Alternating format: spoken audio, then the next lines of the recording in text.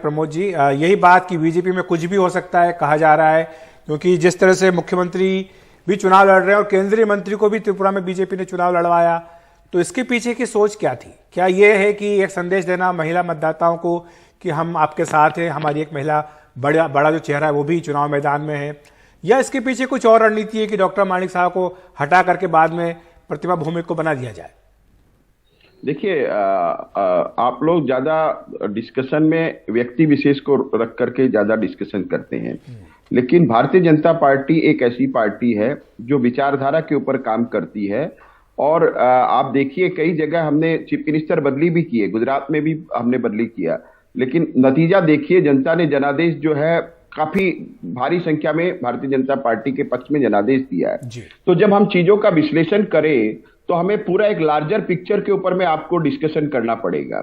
पहले north east की क्या स्थिति थी और आज नॉर्थ ईस्ट की क्या स्थिति है। पहले नॉर्थ ईस्ट में सिर्फ 9 एयरपोर्ट थे और आज नॉर्थ ईस्ट में 16 एयरपोर्ट है। पहले नॉर्थ ईस्ट में यूपीए के समय 0.6 kilometre per day national highway सड़कों का निर्माण होता था, आज 1.5 किलोमीटर नेशनल हाईवे सड़कों का निर्माण हो रहा है। यूपीए के समय में 13 फाइनेंस कमीशन में नॉर्थ ईस्ट को 87,000 करोड़ रुपए अलॉट किए थे और एनडीए की सरकार ने मोदी जी के नेतृत्व में 13,375 करोड़ रुपए जो है इसको नॉर्थ ईस्ट में अलॉट किए है 14 फाइनेंस कमीशन ने। तो नॉर्थ ईस्ट की जो पहले एक पहचान थी वो आतंकवादी गतिविधियों के लिए नॉर्थ ईस्ट की पहचान होती थी, और आज जो नॉर्थ ईस्ट की जो पहचान हो रही है वो डेवलपमेंट के लिए हो रही है, विकास के लिए हो रही है, कनेक्टिविटी के लिए हो रही है। इंफ्रास्ट्रक्चर में देखिए कितना सुंदर काम हुआ है।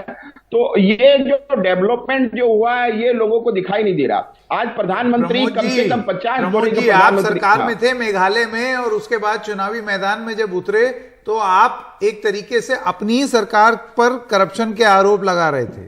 ये भी इसी नॉर्थ ईस्ट में हुआ। देखिए मेघालय की बात मैं आपकी बात और का बड़ा अदब से जवाब अब ऐसा लगता है कि आप वापस उसी गठबंधन में चले जाएंगे। नहीं, मैं आपको जवाब दे रहा हूं। देखिए, हर राजनीतिक दल ये चाहता है कि उसकी सीटों की संख्या बढ़े। हम राजनीति करने आए हैं तो हम चाहेंगे कि हमारी पार्टी की सीटों की संख्या बढ़े। पहले हमारी सीटों की संख्या वहां मात्र 2 थी, और इस बार जब नतीजे आएंगे तो आप देखिएगा हमारी सीटों की संख्या मेघालय में बढ़ेगी। दूसरी बात, पिछले चुनाव में कांग्रेस की सीटों की संख्या 21 थी और आज देखिए कांग्रेस का क्या हाल वहां हो रहा है मेघालय में। तो रणनीतिक रूप से आप कुछ भी बोल सकते हैं, लेकिन हमारी जब सीटों की संख्या बढ़ रही है तो भारतीय जनता पार्टी तो अपने पैरों को मजबूती के साथ में वहां खड़ी है। हमने तो अपना विस्तार किया है, अपनी पार्टी का विस्तार किया है। और सरकार जो है, पहले भी हमारी भारतीय जनता पार्टी की कोalition गवर्नमेंट थी मेघालय में, अभी भी कोalition गवर्नमेंट बनेगी, नागालैंड में भी कोalition गवर्नमेंट बनेगी, और त्रिपुरा में हम अपनी ताकत के ऊपर में हम सरकार गठन करने जा रहे हैं। त्रिपुरा का अभी तक का जो रुझान आ रहा है प्रमोद जी, उसमें ऐसा लग रहा है कि अभी मामला 19-20 का ही है, अभी तस्वीर बिल्कुल स्पष्ट नहीं हुई है। तो मैं आपसे एक हाइपोथेटिकल सवाल पूछ लेता हूं, इस वक्त के जो रुझान आ रहा है उसके हिसाब से, कि अगर बीजेपी को अपने बूते बहुमत नहीं मिलता है आईपीएफटी के साथ, तो क्या आप जो तिपरा मोथा पार्टी है उसके साथ अलायंस करेंगे? क्योंकि उनकी मांग तो बिल्कुल स्पष्ट है कि आप लिखित में दीजिए कि अलग राज्य बनेगा। नहीं, देखिए, त्रिपुरा मोथा पार्टी जो है उनके जो कुछ इश्यूज है उसको हम भी सम्मान करते हैं।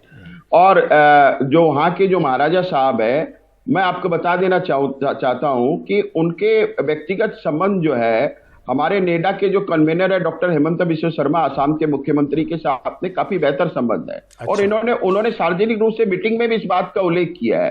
तो अभी देखिए, अभी कुछ कहना जल्दबाजी होगी, लेकिन पूरे नतीजे और वो ये भी कह चुके हैं, मतलब उन्होंने, आप उनके बयान की अगर बात करें तो उन्होंने ये बयान भी दिया कि अपना महल बेचकर मैं बीजेपी के 25-30 एमएलए खरीद लूंगा।